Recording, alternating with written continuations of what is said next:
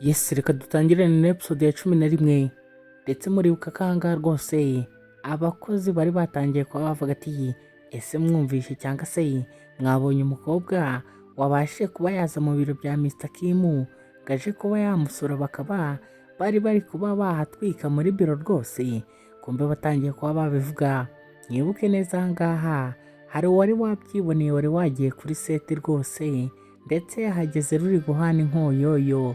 Yatangiye kuba yakibaza muri ako kanya ati ese Kim ko yambeshe ko Kim afite umugore n'abana babiri ndetse yashyingiwe, ati uriya mukobwa yari ari kubakora ikimo hariya. Kumbe bakiri aho ngaho yaje yinjira avuga ati ese ni njye mwagize ikiganiro cyangwa se ni njyewe muri kuba mwavuga. Ndetse ahangaha twari tukiri hari muri kampani ya Kim Group, barakwereka mama w'umusore nawe yaje avuga ati igihe nari maze ntasura abana banjye cyangwa se bataza kuba bansura, ati reka nzi mbirebere wana.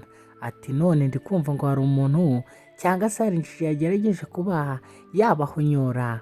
Yageze ahangaha atangira kuba yakiyumvira, yibuka ko assistant Jimmy yamubwiye ko umugore wa Kim akora ahangaha.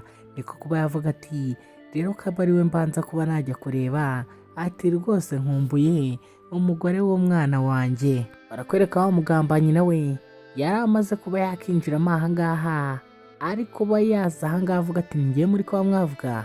Batangiye kuba bamwitegereza, babona yambaye neza rwose, ati iyi myenda rwose irahenze. Kumba ahangaha ari se we yari ari kuba yamureba ari kuvuga ati uyu mugore arasa neza neza n'uwo nabonye muri biro kwa Kim. Komeza mwitegereza uko nguko. Kumbe Jeannette yatangiye kuba yavuga ati uyu mugore rwose agombe kuba ari we wari uri muri biro kwa Kim. Batangiye kuba bamaze ati se niwe wari uri muri biro kwa Kim? Teri niko kuba yabasubiza ati yego rwose. Ati ni njyewe wari uri kumwe n'umugabo wanjye. Ati se ntago muzi ko Kim ari umugabo wanjye? Alice yari ari kuba yamwitegereza. Tera atangira kuba yakitaka mu mbibutse ibingibi byose ari kuba yakora, zari gahunda ziwe zo kugira ngo abashe kuba yatuma uyu mukobwa Alice adakomeza kuba yakundana na Kim, ngo abe yamwanga bikundanire cyangwa se babe bahusha imigambi bari bafitanye. Ako kanya umukobwa wacu Alice yahise atangira kuba yahaguruka, aramubwira ati wagerageje kuba wakiba design zanjye ndetse zari ziri kuba zakorerwa muri Kim Group. Ati rero ibyo ngibyo biri muri bimwe bitatuma cyangwa se bitafavoriza Kim kuba yagukunda. Umukobwa atari niko kuba yambwira atari kuribeshya cyane wa mukobwa we. Ati se uratekereza izo design zawe hari agaciro zifite kwa Mr. Bo? Umukobwa batangiye cyangwa se bamwe bakorana batangiye kuhavuga ati umukobwa niko kuba yambwira ati ubu ngubu ati ngiye kuba nashyingiranwa na Mr. Kim. Ati vuba ahangaha icyo nigeze kizajya gikorwa nk'uko nyishaka. Alice agakomeza akibwira ati Kim yambwiye ko Mr. Bo afite umugore n'abana akandi yashyingiwe. Ati gute yaba yagomba kongera kuba yashyingiranwa n'uyu mukobwa? Ati biratangaje rwose. Abandi bakozi bakorana ahangaha batangiye kwitegereza umukobwa, babona rwose yambaye neza. Atangira kuba yababwira ati uhereye ku ikanzu nziza nambaye, imikufe nambaye n'ibikapu biri ahangaha, ati zose ni gift zavuye kwa nyakubahwa Kim. Abakozi nabo batangiye kuraranganya amaso rwose, batangira kuba bamwitegereza neza. Baravuga ati rwose uyu mukobwa ati mapenzi iramwishowe na nyakubahwa Kim. Ati kuko iyi myenda yambaye rwose irahenze. Teri niko gutangira kureba ya design nshyashya umukobwa yari yakoze bita ahangaha itopa. Atangira kuba yayifata. Alice niko kuba yambwira ati rambika hasi. Ati shyira hasi byanjye. Teri niko kuba yambwira ati ubwo namaze kuba nakongera kwinjira muri timu cyangwa se na joininga group yacu y'abakozi, ati ntuza yawe, ati design yawe rwose igiye kuba yateshwa agaciro. Alice niko kuba yambwira ati wigerageza kuba wakongera gukora kuri design yanjye, ati ngiye kuba nakurangiza rwose. Batangiye kuba barwana aho ngaho. Teri yatangiye kuba yabwira Alice ati gute watinyuka kuba wansunika gikobwa we? Agiye kuba yamukubitanye nyogokuru wiwe cyangwa se mama w'umusore niko kuba yakinjira avuga ati birahagije. Ati birahagije. Teri wari ugiye kuba yakubita umukobwa ahangaha yabashije kuba yamanura ka kaboko kiwe. Mukecuru niko kuba yigera wa mukobwa ndetse ashyingiranwa n'umuhungu we, niko kuba yambwira tumeze gute? Alice ni gutangira kubabwira nyogokuru w'iyoke cyangwa se mabukwe ati waramutse gute umeze gute. Alice yatangiye kwisuhuriza mukecuru nawe atangira kuba yamubwira ukuntu yari amukomboye. Igikobwa niko gutangira kuba cyamaze ati burya ati we ni we mukecuru uwo mukobwa Alice ati rwose murasa ati n'imico yanyu ndabona ari imwe. Mukecuru niko gutangira kuba yamubwira ati ntutangire kuba wavuga amagambo ameze gutya mu bantu bangana gutya ahangaha ati utaza kuba wayazira. Alice we yari yicecekeye. Agakobwa niko gutangira kuba kambwira ati se iyo myenda uje wambaye ahangaha wagira ngo niyo watoraguye mu bishingwe ati urakeka itari kuba yagaragaza uwo uri we n'ahantu uturutse. Mukecuru yatangiye kuba akiyumvira avuga ati iyi myenda iguze amadolari 800 ati niyo iri kuba wakita imyenda isanzwe. Teri wari uri ahangaha we nta kinyabupfura gike yagiraga mu buzima bwiwe, ndetse yatangiye kuba yatuka wowe wakita nka nyirabukwe, umugore ubyara umuhungu yashakaga kuba yashyingiranwa nawe. Umukecuru yatangiye kubabwira umukobwa atari wari uri ahangaha ati ibyo byose waba uri kwikoresha ati ntabwo byatuma wowe ushakwa mu muryango w'Abakim family rwose. Ateri niko kuba yatangira kuba yarakara avuga ati gute watinyuka kuba wambwira amagambo ya gikecuru wagishaje. Alice niko kuba yamubwira ati ibyo wakoze byose birahagije ati kandi nuko wakitinze birahagije ati rero uyu mukecuru we ati ntiwamukozaho n'urushyi kuko ni nyogokuru wanjye rwose. Alice we yakomezaga abwira umukobwa ahangaha Yvette ko sorry Teri amubwira ati we nta kinyabupfura na gike ufite. Mama agakomeza kwitegereza umukobwa yari afite ahangaha akabona neza rwose ni umukobwa ukwiriye umuhungu we. Ndetse ahangaha umukecuru yari amaze kuba yabwira umukobwa ati wowe ntago rwose waba umugore wa Kim ati mu buzima bwose naba nkiriho. Umukobwa yatangiye kuba yababwira ati aka kavuyo muteje ahangaha ati mugiye kuba mwakaryozwa. Kumva ibyo yari ari kuvuga ntiyarazi ko aba bombi uyu mukobwa ari kubwira na mukecuru ngo bari guteza akavuyo hano muri department design bwari mu butaka bwabo cyangwa se bwari mu butaka bw'umuryango wa Kim. Umukobwa yatangiye kuba yahamagara ati security ati se hari umuntu waba uri aha hafi ati hari umuntu uri guteza ibyago ahangaha muri department design.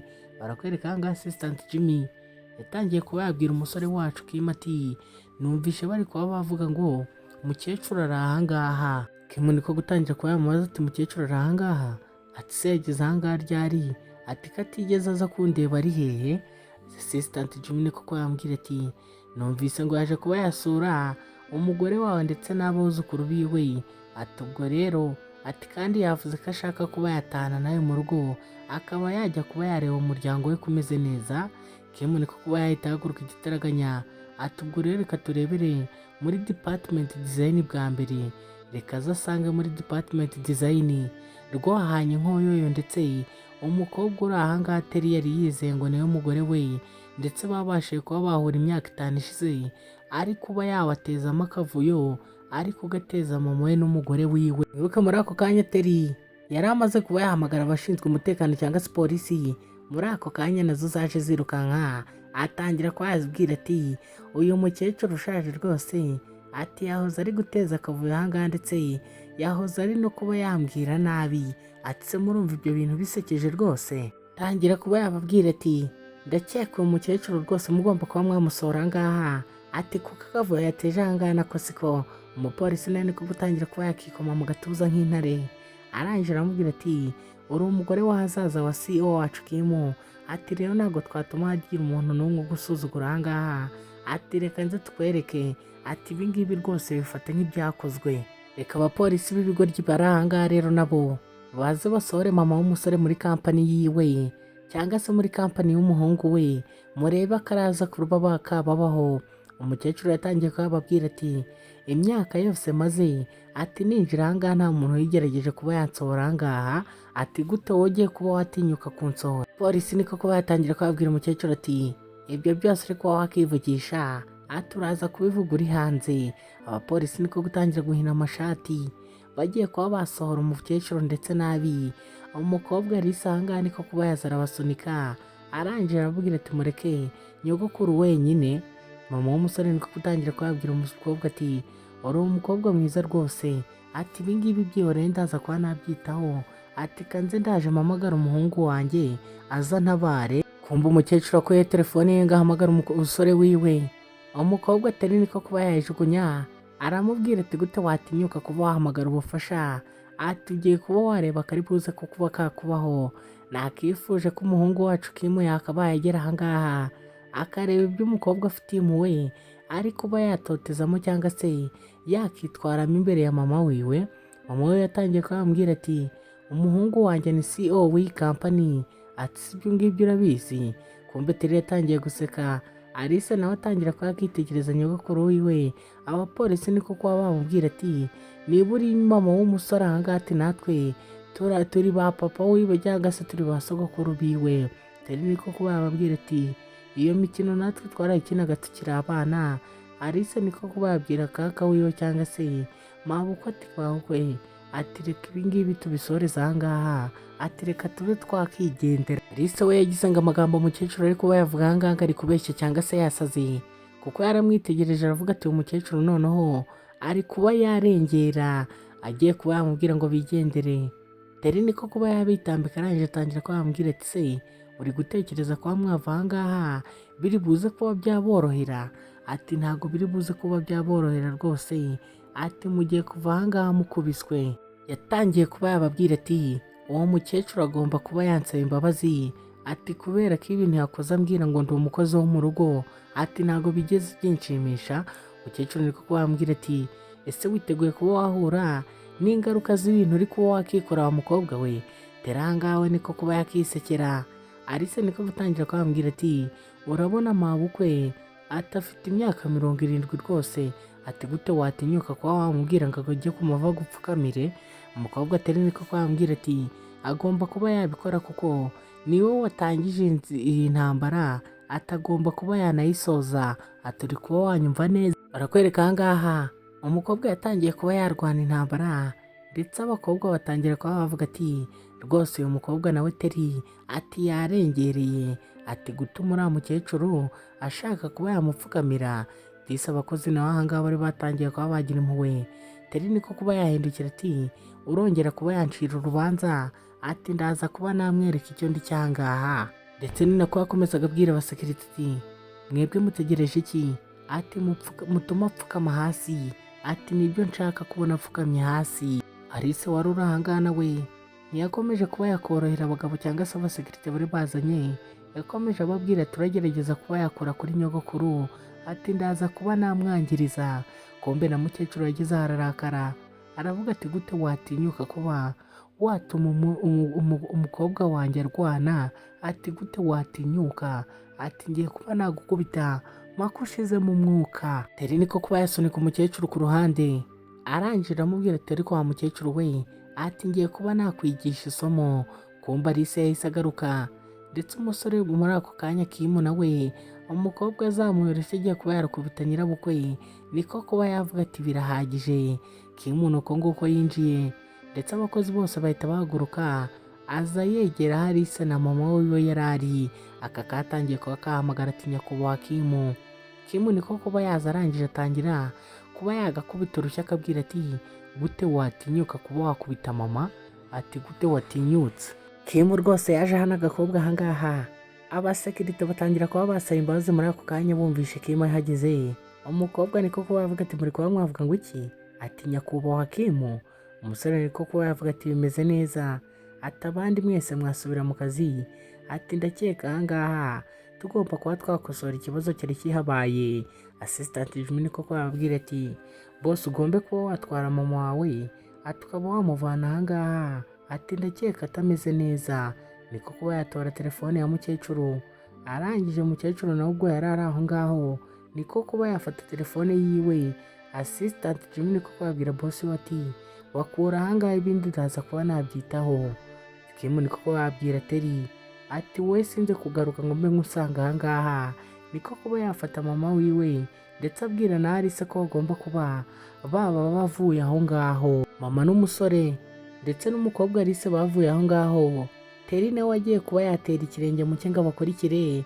Assistant Jimmy niko kuba yakitambika cyangwa se yamuhagarika arangije aramubwira ati birahagije, ati sinambara uri kuba warwana, ati ntabwo uri kubona ko ihagije koko, ati ibingibi bihagarike rekeraho, barakwereka Kim yageze ahangaha. Alice atangira kuba yamubwira ati sheri, ati ukambwira ibyo ndi kuba nakumva ahangaha bari kuba wakwakura ngo nyakubahwa Kim. Umukecuru yatangiye kuba yabwira umukobwa ati ego ku izina ryiwe rya kabiri rwose, ati habaho izina rya Kim. Bigaragare ko umukecuru yari afite isiri we n'umuhungu we, ndetse bari babiziranyeho ibyo umuhungu we yari ari kuba yakorera uyu mukobwa, yari ari kuba yamukina agakino ko kuba yamubeshya. Ndetse umukobwa wacu nawe wari uri ahangaha yirindaga kuba yakegereza ibintu umutima cyangwa se yakomeza kuba yakibaza ku kintu, niko kuba yababwira ati sawa, ati bimeze neza rwose. Kim wahangaha rwose yari yarumiwe. Umukecuru niko kuba yakitegereza umukobwa ari kuba yamubwira ati ariko ngiye ndi mu rujijo, ati ibi bintu sindi kuba nabyumva rwose. Umukecuru niko kuba yahindukira arangije abwira umusore ati se wo twavugana. Umukobwa nawe niko kuba yabwira umukecuru ati rwose bimeze neza, nukomeze kuba wakumva hari ikibazo. Umukecuru yabwiye umukobwa ati ese wampa umwanya, ati nkaba navugana n'umwana wanjye cyangwa se nkaba navugisha umuhungu wanjye. Umukecuru yajyanye umuhungu we ndetse yagiye amukurura akaboko nk'agatama bajyanye ku isoko. Ageze ahangaha atangira kuba yamubwira ati atariko ibyo urimo, ati urabizi, ati gute watinyutse kuba wabana n'umukobwa iyi myaka yose cyangwa se iki gihe cyose ukaba utaramubwiza ukuri. Umusore niko kuba yabwira umukecuru ati ni amahitamo mfite ariko mama, ati kandi urabizi ngewe ninya kuba nabura uriya mukobwa. Mama niko gutangira kuba yabwira umusore wiwe ati ndatekereza aricyo gihe ari nako kanya ko kuba wabwira uriya mukobwa ukuri cyangwa se wabwira uriya mukobwa ukuri ndetse kwihisha inyuma y'ibi byose. Ati ngewe sinshaka kuba nashaka kuzabura umukobwa wanjye cyangwa se umugeni wanjye n'abana, ati kubera impamvu zawe. Umusore niko kubabwira mama ati mama humura ndaza kuba nabyitaho, ati ndaza kuba namubwira rwose. Kalisa kari gategereje inyuma katazi ibyo umusore na mama wiwe barimo, ndetse ko bari kuba baganira mu kuba yabwiza ukuri umukobwa. Barakwereka bidatinze Teri yaje ahangaha ndetse aza kuba yaganiramo n'uwo bita umukire nyakubahwa Kim. Teri yatangiye kwibaraguzwa agitangira kuvuga utugambo twinshi, niko gukurayo credit card arangije amubwira atangaha ati hariho miliyoni 20, ati ndakeka ugomba kuba wazifata, ati ndakeka ibyanjye nawe birangiriye ahangaha, ati kandi nta yandi mahirwe nzongera kuba naguha yo kuba njye nawe twabonana, ati iyi ngiyi ni gasupa ya nyuma, ati niba ubyanze atuze kuba wabyihorera ntabwo ndi kuba naguhendahenda. Banza noneho umusore yari ahaza akajogo cyangwa se akanyara kuri uyu mukobwa wacu Teri. Teri niko kuba yamubwira ati urabizi ariko ibi ngibi ntabwo wabasha kuba wabinkora, ati se uratekereza wakunda so. Teri akomeje kuvuga utugambo twinshi, umusore niko kuba yakihagurukira, ariko umusore ahangaha nta n'icyo atari yakoze rwose. Ahangaha yamusigiye ikarita iriho miliyoni 20, aramubwira ati ndakeka izo ngizo zagufasha kuba watangira ubuzima nk'abandi bose.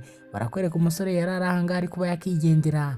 Assistant Jimmy niko kuba yaza yiruka amuhamagara ati nyakubahwa Kim, ati nyakubahwa Kim hari icyo ashaka kuba yamubwira, ariko Kim yanze ko umusore kimubwira. Arangije atangira kuba yamubwira ati ndatekereza ngiye kuba nava ku bintu, ati uriya mukobwa ngomba kuba namubwiza ukuri, ati nkamubwira uwo ndi we, ati ndumva ngomba kuba namubwiza ukuri rwose.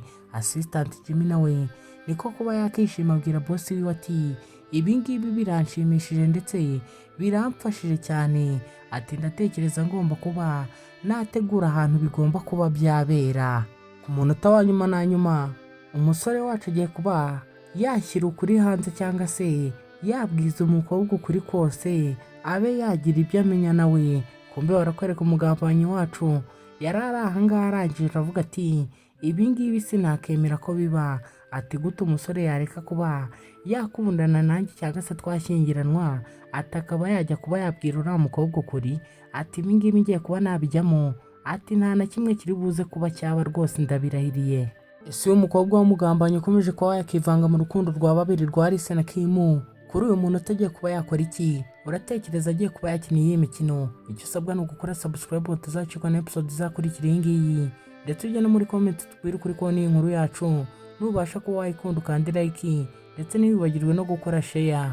Episode ya 11 na tuyisoreje, mbibutsa ko episode ya 12 turi buyirebe saa 8 zuzuye, ndetse abatarakora subscribe bayikore, ndetse abataragira icyo bakora batarasharinga inkuru yacu babe yayisharinga ku bantu babo, babe nabo bakirebera inkuru nk'izi ngizi z'urukundo ndetse zigira amasomo zibigisha.